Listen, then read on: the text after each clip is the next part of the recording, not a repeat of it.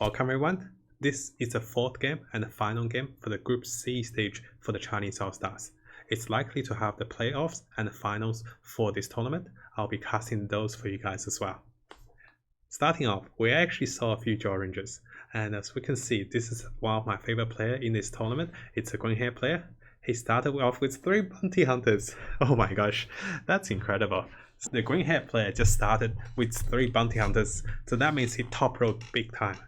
He was one of my favorite because he was so aggressive with his spending, he was so creative with his choices, and if you haven't seen the first game and the second game and the third game, definitely check it out, and he is definitely a star in a few of those games. I'll attach a link below for those games for you guys. Looking over here, again to reinforce, we see Jaw Rangers, we see Beastmaster picked a lot. I have been playing multiple Hunter games to bring you guys the best Hunters test for my Focus Hunter guide for this week's guide. I've tested so many games with Hunters in a high rank game.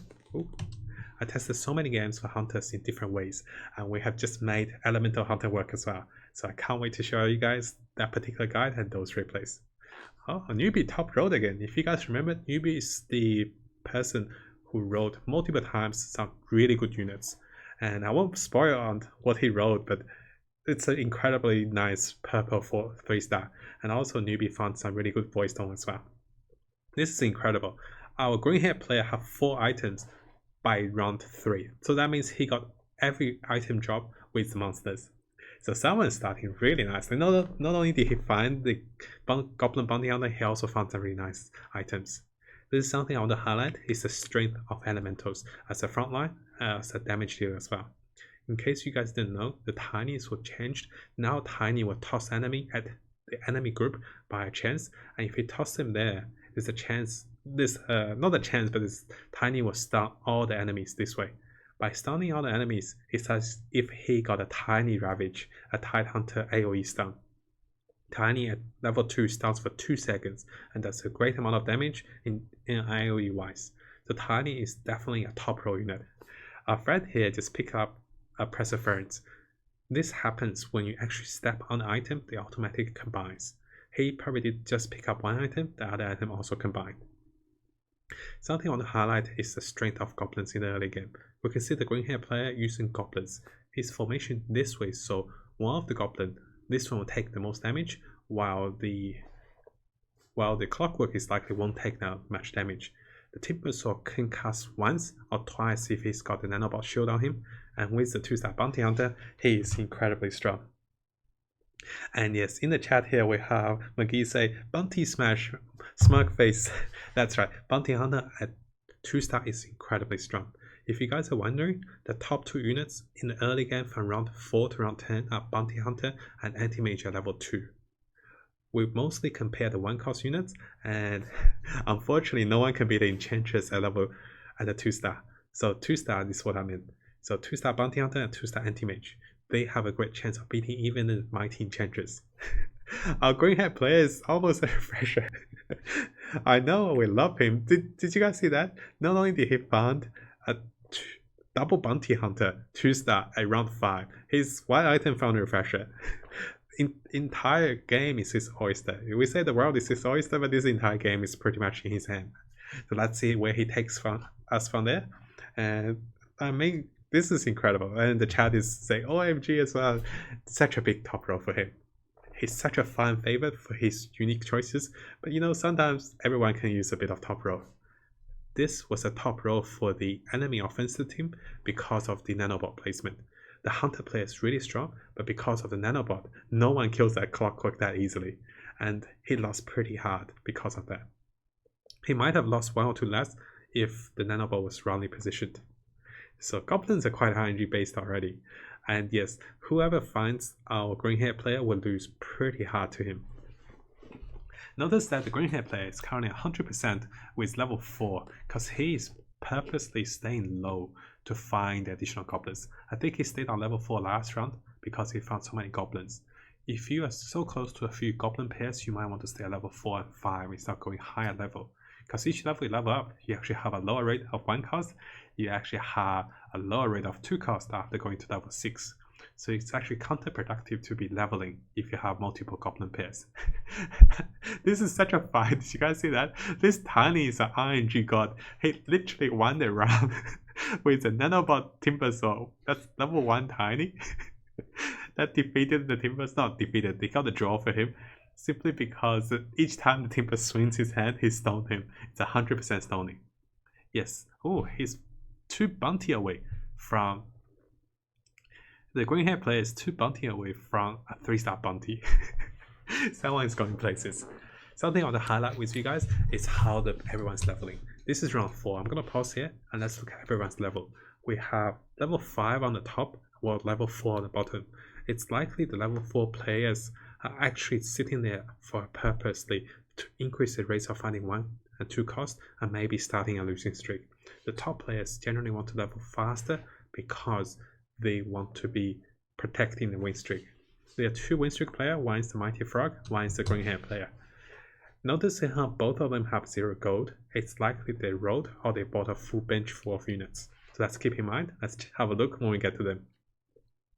Something I want to highlight is the potential of early game hunters and early game elementals. And it's incredibly strong if you run early game hunters and elementals. We just seen with today's replay as well. Why is that? Because elemental is really strong with the 4 second stoning, and also the elemental is incredibly strong, not only because they stun the enemy for 4 seconds, but they also amplify the physical damage enemy received once they're stunned. The Mighty Frog did lose his win streak. The only person with a win streak is our green hair player right now. On top of the elemental stoning, elementals have a great way of doing damage, even with the tiny ravage. Morphling is great with damage, and Razor, we all know how strong Razor is. So the elemental early game is incredibly strong. We just saw elemental assassin over there as well. So 3 stuns in a row, says the chat. That's right, 3 stuns in a row with a tiny to draw with the Timbersaw. And Natalie is saying 3-star bounty is coming before round 10. That would be so insane in this tournament. That's right. If you guys haven't seen the 3rd game, that was a pretty dominating game. But let's see if our green hair player can do this in this tournament. He doesn't need that many points to qualify for the playoffs because he did quite well in the group stage. I will keep it as a little spoiler free for you guys. What did he do in the first few rounds? Looking over here, we see again the high presence of the hunter. I think there are at least 2 hunters here, and hunter really runs well with undead as well, because hunters are mainly physical damage and they focus fire. If you have undead, if you have a Blightstone, very soon you'll be melting down enemies one by one. The green hair player leveled up at level 8. Oh my god, look at his items, he's not using them. Something I want to highlight by pausing here is level 9 is the ideal level to level up, because level 9 is a multiple of 4. By having multiple of 4, you don't have to spend extra 5 gold. But if you have such a win streak, this is what I did last game as well with my elemental hunters, is that you level up at level 8. This will push 1 turn further to protect the win streak. Also, I plan to go to level 7 at round 13. Let's see if a green hair player does this as well. So everyone's level 5, he enjoys the extra unit space. He doesn't have the best unit to put down though. What is he doing? He rolled? Oh, sorry, he didn't roll. He bought the Phantom Assassin after rolling, I think. Now, he's got the Assassins, he's got the double bounty hunter. I don't think anyone can defeat him unless a multiple elemental stoning. What we want to focus is what round does the green hair player goes to level 7, and how is he spending his win streaks. Likely he have a long win streak ahead of him, and how does he just with that. If you have seen a few of my Assassin replay, the optimal level for Assassin is at level 8 or 9. The lock and roll is at level 8, and the maturity for Assassins is at level 7. If you guys want to know what those words means, I'll attach the guide for that particular build analysis. To simply summarize it, maturity means you can save up gold. Lock and roll is you use the gold above 50 to be rolling, and optimal level is when you don't need additional unit. You can just be comfortable with those units even to the end game. Something to focus here is none of the players are saving big. Even the players at the lower stages of the leaderboard are not saving that much. How many places to qualify such cash run? I believe there's 2 places to qualify into the playoffs because there are 4 groups. When there are 4 groups, it's likely to be 4 or 2 players to qualify. I need to check out the replay as well for the playoffs once the players qualify. We see another assassin player. He's using a 1-star Morphling, 1-star Phantom, and 1-star Goblin Bounty Hunter. So that's not a very strong assassin. So Spray Prey said he skipped level 5. Oh yes, indeed. So I do that sometimes as well. It's that there's no need for level 5. You have multiple units that add to the lineup to be put on. And if you guys can see this Chaos Knight, in the early game, a Chaos Knight is a force to be reckoned with. Downside with a Chaos Knight, if he's not in a Knight build, is after round 16, you really felt he's really weak after, because people do spike up, and the Chaos Knight just can't handle enough damage, can't handle the frontline damage, and can't survive long enough. Without the Knights, that is. Round 10. Usually around 10, two things happens. People tend to save for 10 gold. As you can see, the green hair players on 10 gold. People have 10 gold, or people have no gold at all. Those who doesn't have enough, the multiples of 10, is because they actually valued units like over here, we can see the Dragon Knight. People valued potential instead of economy. What I recommend is to value potential before economy before round 15. After that, you still want to build economy, but always be prepared to spend when you need to. For example, at the power spike round of 17, 21, 26, when HP is low, or when you have multiple pairs. I wonder if our green-haired player found his refresher, guys. What do you guys think? He's got a Lone Druid, a 2-star Lone Druid by that. Now, if you guys haven't seen it, a Lone Druid with a refresher actually summons multiple bears, and he gains his mana so fast because refresher gives him the 200% more additional mana gain, and because of that, Lone Druid is actually incredibly nice with a refresher before round 25. After that, he feels a little lackluster because Dusa and Tide can really use the refresher. But before that, if he finds a refresher on the Lone Druid, we get to see multiple raccoons, multiple pandas. That'd be incredibly fun to watch as well. So, we do have the current meta we're watching is the Chinese meta. Yes, the Chinese meta tends to be more aggressive. And because of that, they tend to go all in very soon. And they don't save up to 50 gold, most of them. And they tend to spend a lot. Sometimes the reverse happens is when a player runs a losing streak forcefully, or coincidentally they run a losing streak, then they save up to 50 gold. As you can see, most players are not saving big time, but I assume a few players will be saving, a few others will be spending. It's likely a green hair player spends quite a bit of gold because he was one of the players that keep spending even when he had a lead. His gold never went over. Oh, did you just see that? He's spending it. He was on 20, then he went back to 9. So, as I was saying, with his lead, he tends to spend even further. He likes to roll, he likes to level. It's likely he leveled to level he already leveled to level 7, what am I saying? This off curve again, as you can see, the XP on his career is over the bar. He leveled off curve again to become even stronger. So he was level 7 and round 12. That's surprisingly, that's how aggressive he is. And the downside is he will be increasingly harder to find his bounty hunter because each time he level up, it's harder to find the bounty hunter. And because of that, it's likely he'll have a hard time finding the bounty hunter. I do answer all my messages on YouTube. When I have a comment, I do answer all the comments. So if you guys have any questions, if you don't find me live on Twitch, just send me a comment on the YouTube videos. I'll be sure to answer your questions, guys. So looking over here, currently the win streak leader at round 12 is winning convincingly, which of course he will be because he's got the bounty hunters, he's got the Lone Druid, he's got the level advantage, so he has everything going for him. Let's see how he transitions with the assassins, because you guys might have heard me say this before, that the Chinese meta, they call the assassins the top level of white collar players because they never make it to the first, they always become second and third or fourth. They work hard for the company, but they don't make all the money in the company. The shareholders and the CEOs make all the money. So it's a little joke, but that shows how assassins fall off in the late game. Now the question from McGee was saying, whose birthday? It's also my friend's name, my friend Matthew's birthday. So yes, he's mad as well, and yeah, it's his birthday. Now let's have a look over here.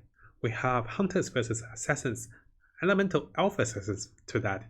But the downside with hunters and assassins is that whoever gets a better initiate or whoever has a better frontline wins. Over here we can see a 2-star starter, we see a good focus fire. That's why the hunter went over here. Let's look at savings, guys. Round 13. Usually we see a lot of people over 20 gold. Over here we can see 2 players over 20 gold. The rest of the players are just still climbing. Wow. Is he spending again? He is spending again. The green hair player is spending again. He's on 23 gold right now. He can easily be on 50 gold if he saved a little bit, but that's just his playstyle. He likes to be aggressive. He usually never goes over 40 gold or 30 gold, despite how strong he is. And sometimes that work wonderfully, sometimes that do backfire. Let's keep that in mind. Look at over here. The bottom players tend to save a little more because they do have a losing streak. And the hardest part is for the player in the middle who doesn't have a losing streak, doesn't have a win streak. Ooh, we see, what do we see? We see hunters and we see knights. And because he's got undead, he really do have a good chance against elementals. And he's got a Deucer. Now the Deucer is much stronger because the Deucer have a great control and Deucer have a great lineup to tank for him as in terms of knights. All we want to see is how players react and how low HP indicator do the players react. What do I mean by that is we see often that we have a losing streak like this. We want to see the bottom 3 players. We remember this is the Mighty Frog, this is the Little Red Bean, and this is Yes. Let's remember those 3 players and let's see how they react. Do they start spending after 15? Do they still wait? How long, how brave are they with their health? And what are they going to change into? We also want to keep in mind the builds the players going into. After round 15, the builds usually solidify and they won't be changing much. This is a very strange build if we saw one. There was a Goblin, there was a Luna, there was a few other units. In comparison, oh my god, did you guys see that? That's 2 Lone Druid. So I think the green hair player definitely has been spending a lot of gold rolling. I won't say it's his top RNG, but rather he has been spending gold rolling. And because he's so high level and he wrote so much gold, it's likely he find a few crucial units. And because of that, and because of a bit of RNG, of course, he has 2 2-star Lone Druids over here. Let's have a look over here. Oh no, our assassin player that's a weaker assassin compared to the green hair player did lose to the wolves. The reason you really don't want to be having the same build as the win streak. Oh my god, he went to level 8 at round 16. Did you guys see that? And he's rolling with his gold as well. He found a queen. Is he rolling again? He rolled again. Is he gonna roll again? No, he stopped. What is he doing? Oh my god, he welcome to the round 16 Lone Druid madness, guys. Seen it here, right?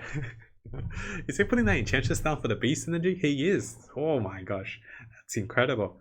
So the green hat player just found the Lone Druid at round 16. He also leveled up to level 8 at round 16. He spent all his gold. But what he's backing up is to maintain his win streak for a little longer. Someone's going places, guys. Round 16 Lone Druid. What I was going to say is you don't want to collide with the win streak leader, because if he has the economy, he has the advantage, and if you're playing the same build as him, what's going to happen is he's going to roll much faster than you, he's going to find his units, and he's going to deny you of all the crucial units you wanted. And he's going to also find your key units that are purple and legendary before you do, because he's got the economy, he's got the win streak, he's got the health to find them. So that other assassin player is in big trouble. This is a very nice role for the Beastmaster for newbie. And he saw his Lone Druid. Oh, interesting. The Conquer is much better than a 1-star Lone Druid. Maybe he saw this Lone Druid when he saw someone find a 3-star Lone Druid. Finding a 3-star Lone Druid means there's 9 Lone Druid out of the Lone Druid pool. There's only 15 Lone Druid, and the 3-star Lone Druid represent 9 Lone Druid instead of 6 or 2 or 4 Lone Druid. I think that's how the game mechanics works. Definitely let me know if that's not the way, guys. And is this Lone Druid having a refresher? No, he still doesn't have the refresher, because you can see a locked Void Storm. And yes, that White Panda Bear will be stomping everyone that he meets. And Skin said, absolutely madman. I know, my friend. I think aggressive rolling and aggressive usage of his gold in early really did pay off for him. Most of us with this kind of win streak will be sitting on 50 gold. We won't have that many good units as he do. We will probably still be level 7. And likely usually I level to level 7 at round 16, oh sorry, level 2 level 7 at round 17, and level 2 round level 8 to round 21. Now let me freeze here for a second. Oh. So let me show you something, guys. This is the little red pin player. He has been rolling, and we saw he fused a few cushion units. He rolled again to find his razor. That will help him to solidify his advantage and to lock his HP. By locking HP, it's likely he won't be losing HP. He's currently on 34%, which is quite low. By finding the razor, 3-star clockwork, 2-star keeper, and a 2-star morphling, he should be very comfortable now. I think he can start saving as well. He did not have time to put down the razor, as you can see, but he should still be comfortable. A 3-star clockwork is still wonderful here, but which will fall off after round 22, I feel. Yeah, that's a big keeper of the line as well. Massive. So, there are only 15 heroes in a pool for each hero. It depends on the cost, my friend. So for the one cost, it's 45, 2 cost 35, 3 cost 25, 4 cost 15, and lastly for the 5 cost, it's 10 of them. So what that means is when there are less units in a pool, it's increasingly harder for you to find them, and your probability of finding them goes ever so low when someone denies you. For example, if I'm playing goblins, someone denies me a techies from my pool, the rate of me finding techies is reduced by at least 10% or even further, because there's increased chance of finding other legendaries. There's a 10% less chance of finding the legendary I'm looking for. Ooh, that's a little interesting adjustment. The Mighty Frog is a player we want to focus on. Remember the 3 players we want to focus on was the Mighty Frog, yes, and Little Red Bing to see how they spend and how they level. Mighty Frog level to level 8 now. There are 3 level 8 players, 2 being the win streak leaders, and 1 is the Mighty Frog. And keep in mind, Little Red Bing over there did find his elemental mages composition with a 3-star clockwork. Oh no, is he gonna lose? He lost to the Little Red Bing. That's the 3-star clockwork, by the way. So our green hair player did lose around 19. Losing around 19 means he won't enjoy the economy. It's likely he starts saving now. Oh, he also found the Queen of Pain. Very nice. Now he's still got the goblins. He's still got the assassins. He's got 6 assassins if he chooses so. The downside is he doesn't enjoy the economy anymore. So the king has fallen, and as we say in World of Warcraft, no king rules forever, right? Now, it will be very interesting to see, yes, 3-star Lunas said in the chat. 3-star Lunas represent 9 Lunas. After having 3 people with 3-star Lunas, that's 27 Lunas. And a Luna is a 2-cost unit. A 2-cost units, there are 35 of them. By having 35 of them, it's possible to have 3-star Lunas, yes. This is another mage. In comparison to the Little Red Bing, this 3-star friend, I'll call him the 3-star. The 3-star only have a 1-star keeper and a 1-star juicer, while the other player have a 3-star clockwork to tank. What he does have going for him is the Nagas, but that might not be enough. So yes, I did, sorry for the pronunciation, my friend. Yes, for the 2-cost units, there are 35 of them. For the 3-cost, it's 25, and for the 4-cost, it's 15. We can see this was a player that transitioned into undead and goblins and knights. This is a really awkward transition. I hope he does well, but it's going to be hard for him after this round, or even at this round. We can see the Little Red Bing haven't been losing health. He sits on 34%, and so is the Mighty Frog. And yes was one of them, which was down in the bottom of the 3. We want to see how they come back. We want to see how the top 2 players adjust as well. That's a big boat. But that boat is too late. Oh gosh. Yes is in big trouble. Yes cannot afford to lose, and so is our 3-star player. The 3-star player is running mages, which are denied by other players. They're picking mages for denying, they're picking mages because it's so good, because of razors elementals. This is 3-star friend. He is in terrible shape because he can't afford to lose, and there's big players with assassins with 3-star launchers that can stomp on him as well. This is a knight player that is looking for his 3-star Chaos Knight by the looks of it. The difficult part is that he doesn't have enough space to put enough knights. He took back the Conquer, he wanted the undead synergy, and he wanted the 4 knights. It might be likely he also have the hunter. So this is the knight hunter undead trial synergy. He should have enough tank ability, and he should counter this mage pretty well because of the knight super armor. Both of them get stunned, but the knight enjoys more because the knights are so solid.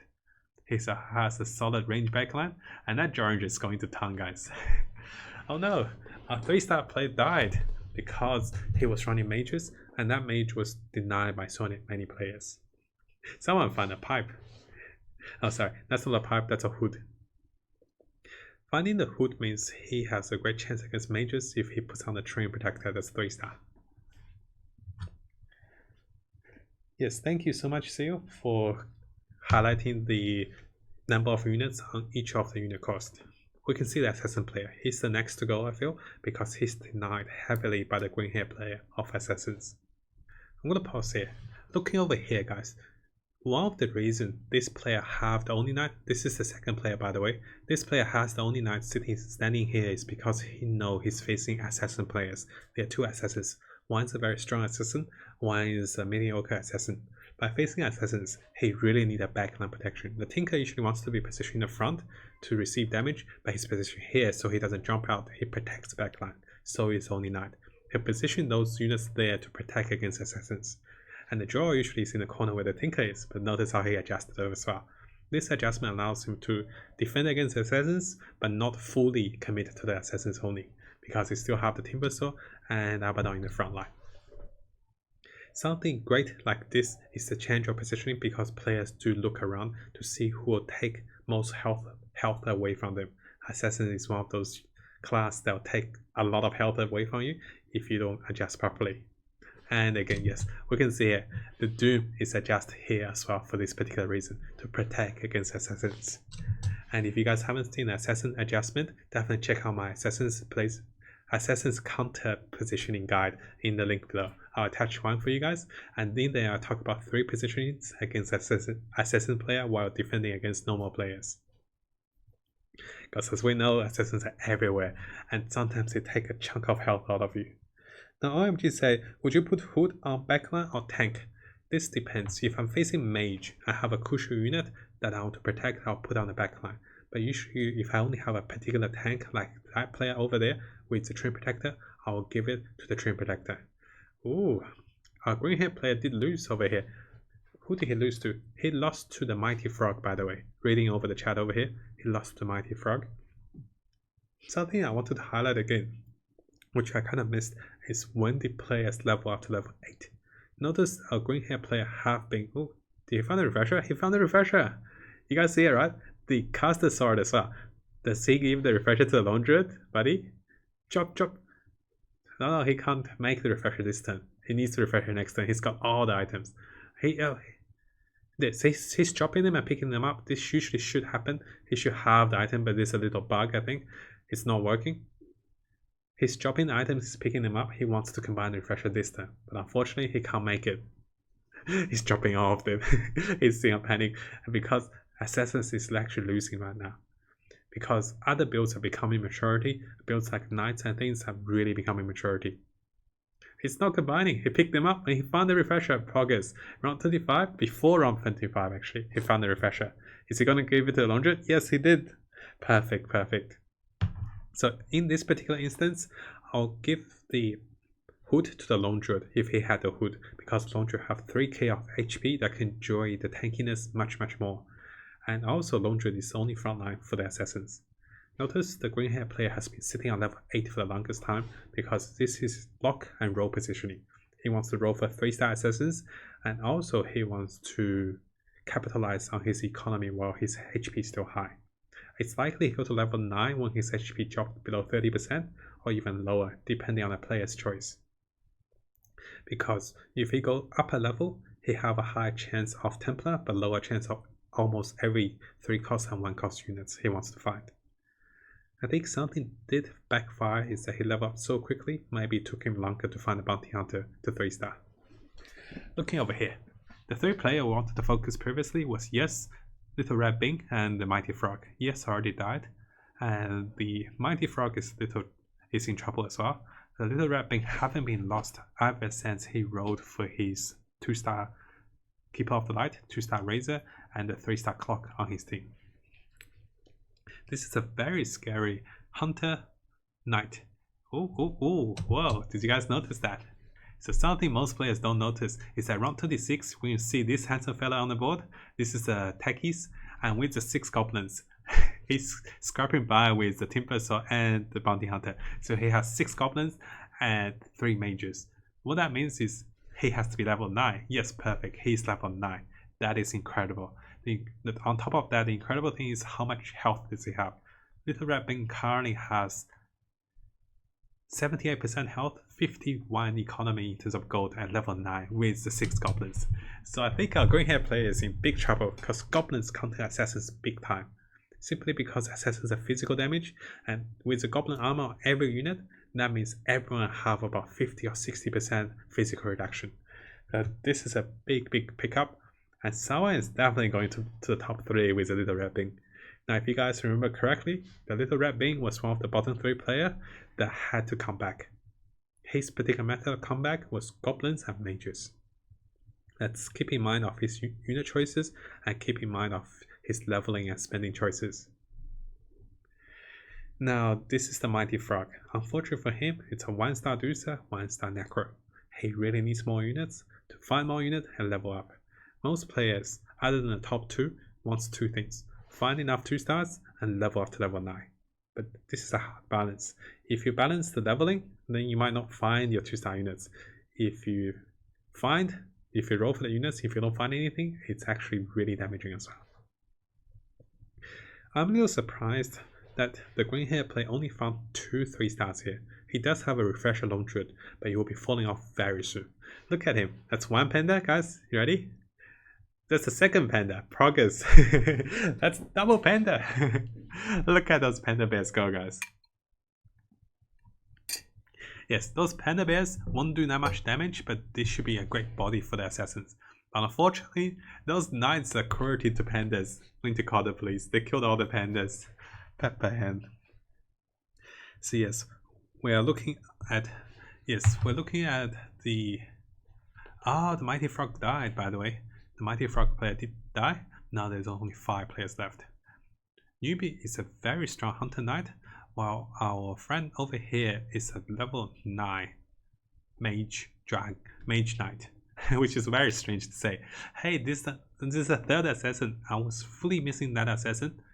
This is the reason why the 3 assassins were having terrible time with each other, because they denied each other. They're actually struggling because they can't find enough assassins. And the last thing is, it's like the more we have, the worse we all do. The green hair player is in terrible shape against goblins, I feel. Unless something magical happens, the pandas and everything else won't be killing the mage. As the mage goblins, there you go. Only the panda survived, and nothing else is dying because of how tanky the goblins are. And was that the 2-star techies? I really want to check it out. Look at the bears. They're still doing it, guys. The panda bears are still doing it. Yes, the bears also root the enemy with a 25% chance. That's also as good as a stunning. Also, they're quite tanky against mages. This is the 1-star techies. But position over here, he wants to pull the enemies into him, so his massive damage dealer like Razor and like Keeper of the Light can do AoE damage on everything. That's a very interesting choice because you see most goblin players, they spread out on the front line, they try to tank damage evenly. But here he's focusing on his mage setup instead of the goblin setup. Oh, we have so many knights players that's so close to death. He found the green hair player, and this launcher is going to show him how Zoo runs with the pandas. Did you guys know that Chinese really love pandas? That's why we summon so many pandas. Double panda. Yay. And as you can see, the backline was drawn out, and that's a massive loss to Newbie. Unfortunately, Newbie died over here, so there are only 5 players left. If I remember correctly, this is a mage player. Oh, it's a Naga pickup. Very nice. So 1 mage player, actually 2 mage player, 1 goblin mage, 1 knight mage, 2 assassin player, and that should be it. So 4 players left. So there are 2 assassins player left, 2 mages left. The biggest difference between the knight mage and the goblin mage is much stronger. this is the formation you want against lizards. 2 reasons. One is that you want to split damage evenly. The middle one can receive some damage and get the cast off. For example, this techies receive some damage, but I was just gonna say, but because he's not a 2-star techies, there's a chance him dying as well because he's so aggressively positioned, but it should be okay. The little red bean player have enough goblins to tank the lizards for days. And yes, the only player that lost to the lizards was the assassin player. That's not the green hair player. Notice that the player who was aggressively spending and leveling is not going for level 9 yet. And someone did go for level 10 at this level. That's incredible. So this particular player over here, this is the player. Yeah, he is the knight. He is the mage. Basically, he's a knight mage. We're really seeing some creative builds. This is the knight mage. He's got his only knight in the front to human silence as well, keeping that in mind. And right now the knight mage is in the lead, followed by the green hair player, followed by a level 10 goblin mage, lastly followed by assassin player. So now Cashman said green hair have a good chance of qualifying. Yes, for sure. We don't want to spoil what standing he is, because for those who haven't seen the first 3 games, but he has a great chance of qualifying for sure. Oh, Keeper is like, if you guys have seen Dragon Ball Z, it's like Kame, whoo! And a massive line of green or blue lightning goes through and kills everyone. And those are white horses. The cavalries of Gondor from Lord of the Rings as well. This is a... he leveled up just to put a little razor, by the way, guys. This is how much players prefer to push further and punish other players. He leveled up just to put a 1 razor. This is something I do as well. If you notice some of the games I play, I tend to really focus on HP instead of economy after, because I feel picking up any top legendaries would be great. Picking up a Tide, a Techies, picking up Enigma will be great. Similarly, here picking up legendary is great for the mage. That's Night Mage. Oh, that Tide. Oh, he did it. That's a big ravage over there. Followed by a big Deucer ultimate. So with those 2, he comfortably wins this round, because he got initiated off first. He was versing a green hand player as well. This is our weaker assassin player. Right now, what we're seeing is assassin, goblin mage, assassin with a refresher, lastly the knight assassin. Knight mages. Yeah, the green hair player can't deal with goblins. Every 1 out of 3 rolls he rolls into the goblin, he will have to lose health. Oh, he's got a PA with Daedalus, guys. That's a big critical machine right there. It's actually a little strange because PA 2-star is not the greatest unit to have this item because he already critical so hard. Maybe sometimes I prefer on the long druid if he's got any attack speed at him as well. But you know, we'd love to see how PA criticals. The downside for PA is she's a melee unit. She's only 2-star. She has to engage enemy. Sometimes she'll die to the magic damage. Ooh, this is a show match. Goblin mages versus knight mages. We don't see them often, but let's see how great they are. The difference maker is the knight mage have the double nagas, while the goblin mage have all the regen. Ooh, goblin mage prevailed. Interesting. Notice enigmas, guys. This is a preparation to defeat the goblin mage with enigmas. I think that's a great pickup. Right now the goblin mage is stronger because of armor. Later on, the enigma will penetrate those armor with pure damage. I'm saying that also the enigmas are great against neutral monsters with such a high HP pool, and once they cast, that's 50% guaranteed damage. Oh, the second assassin died. Now there's only 3 players left. Now, OMG say, I thought the frog guy was number 1 now. No, the frog guy already died. The mighty frog already died. So right now we're looking at Little Red Bing. This is the knight mage, goblin mage, and lastly we have the assassin with a refresher on the long druid. And yes, Nick, that's a very big bomb. That's the reason they took things out as well. Very big bomb. I think this is terrible for the green hair player. 2 reasons is that both players are defensively positioned against assassins because they're top players in the world. Secondly, he can't defeat the goblin and he can't defeat the knights. They are too tanky for him. His lineup is in a terrible matchup Sometimes it's about matchup, sometimes it's about unit composition. Once in the late game you can't change out of the matchup, then you realize, hey, oh boy, like I'm terribly countered. For example, the knights will counter things that wants to burst you down, so does the goblins. And that's why we say knights counter assassins and also goblins counter assassins once you get the 6 goblins. Players are adjusting for the dragon, by the way. The Enigma, 2-star Enigma, by the way. Oh gosh, that dragon's out of here. He's also got the Zeus. That's an interesting pickup, guys. I don't think he's got the gods synergy activated because he's got the humans, he's got the elementals, he's got the nagas. But with the Zeus, he's got a great chance against the goblin player because Zeus hits percentage damage and Zeus is a very big nuker. On the other side, the goblin player is picking up multiple razors. Now, if you guys didn't know, 2 razors that's 2-star deals more damage than a 3-star razor, but of course that's 2 units in comparison with 1 unit. There's also a Zeus here, interesting. Now what I think the little red being the goblin mage should do is to pick up some enigmas against knights. It's likely he have no trouble with the green hair player. It's going to be a battle between the goblin mage and knight mage. And that's an elemental knight mage to that as well. Oh my god, that Tide Ravage, that enigma damage is superb. And as we can see, the goblin did place a bomb, but the human silence plus enigma really got him big time. So yes, that's the list on the Phantom Assassin for the green hair player as well. So the green hair player had some of the top roles, but the not so good matchups. Now I think what the green hair is hoping for to be top 2 if he can make it, but top 3 is definitely nice for him.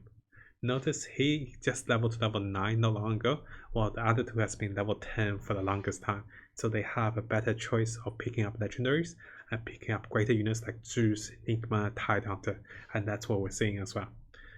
Their priority is not to get 3 stars, but to get enough legendaries to control the board. And because the matchup countered the green hair player, it's likely he will lose in the next round or 2. While it really depends on whoever picks up enough enigmas between the 2 mages.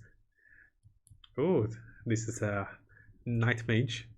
And as you can see, the green hair player jumps in, the Deucer controls him perfectly in the backline, and this is GG for him. The Zeus will zap whatever HP that's remained of him, and the poor panda bears, guys. Please save the pandas. No. Yeah, the mage have no trouble against assassins once they mature or once they become optimal level with a good build. Not bad for coming 3rd, but I think he could definitely adjust it other than assassins with such a good role and with such top row of items and units in the early game. If he went into goblin and assassins, maybe it would be different. Look at all the items the Luna has, guys. I'm gonna pause here, guys. Something I want to show you guys is that see all those items there? The downside is the last item, which is a hood that's in the backpack slot. The top 3 are normal slot, top 6 are normal slots. The backpack slot item does not work. They're only there to combine. So what has to happen is this Luna has to find there's a Mithril Hammer to make a Desolator for the item to move up.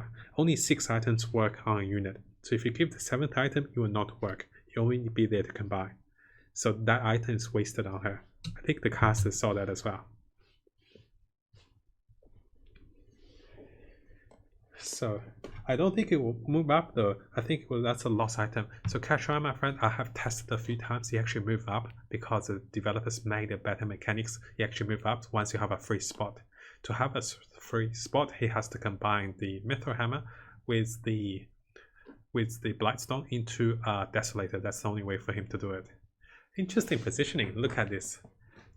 Our little red beam player is currently positioned this way to avoid a massive enigma. Let's see if this helps him. He also avoided the tide, as you can see.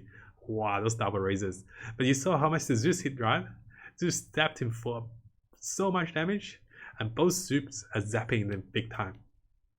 This is actually very close. That's a 3-star Clockwork. The Clockwork prevailed, and both players defeated each other, by the way. So the green hair player half died already. He dropped 5 items. Now that it's a show match of knights mages versus goblin mages. Oh, Techie's picked up. So the scary part about Techie's, does he have blink dagger on Techie's? He does. This is a Counter-Strike. This is a Counter-Strike style where you jump back into the enemy backline, you plant the C4, and you say the bomb has been planted. Let's see if that works.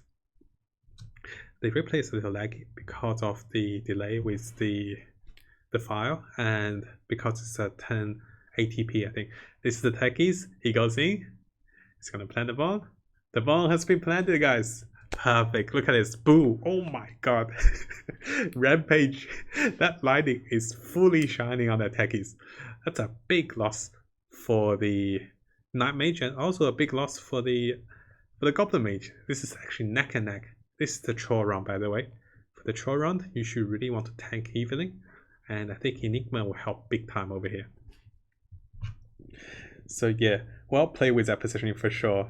And Maroon, my friend, yeah, this is like really top-notch games because each player knows how to match up, how to position with every round. So this is so fun to watch the top queens playing a tournament because they will try their best strategies here, and this is interesting. The Only Knight and Disruptor are the solo tanks in the front line, followed by the 3 initiators are the 3 follow-up units. So he wanted the Only Knight to get spells off first, I think, and then Enigma is going to be a big one. He landed perfectly on Enigma, I feel. And now, at least he won't be dying here for sure. Now, a Goblin Mage should have a good chance as well, because Goblins are so tanky against the Trolls.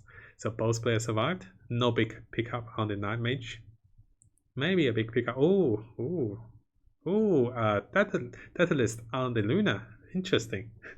The Knight Mage also have a DPS in terms of Luna, but she won't be doing much. It's all about the Enigma, because Goblin have so much armor. The 2-star techies, he changed his positioning again. Oh my god, that's a strong Zeus if I ever see one, guys. Let Zeus have all the damage item in the world. And the scary part for the Goblin player is when the techies blinks in, if he gets a human silence on the, the enemy lands a human silence on the techies, it's actually really bad for him. The CM is hitting him. Did he plant the bomb? No one's hitting him. He's not planning. What is he doing? Oh no, the techies failed him.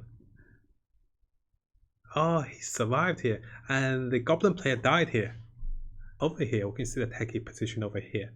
It might be even better to position the techie with the Alchemist and the Timbersaws, because the front guys will take all the aggression, and the techie blinking without any damage, and if everyone ignores him, he will actually not do enough damage. He will not receive enough damage to cast. So he blinked to the backline. The Crystal Maiden may be hitting him, no one's hitting him. Actually, no one's touching him, and he doesn't have enough mana for days. I think that Storm also got to him as well. So right now, he's also human silenced. So in the end, he didn't get the bomb off. Over here, similar things happened. He didn't cast in time. So the big damage hitter techies did not carry our Goblin friend over here. So very interesting game. And this concludes for the 4 games for the Group C stage. I'll be posting more games if I can find the Group D stage. If I do not, I'll be posting the games for the playoffs for this tournament. Let me know in the comments below what you guys think about this particular game. Very interesting game. Very big item pickup. Refresher, data list. Lots of good items, lots of good units.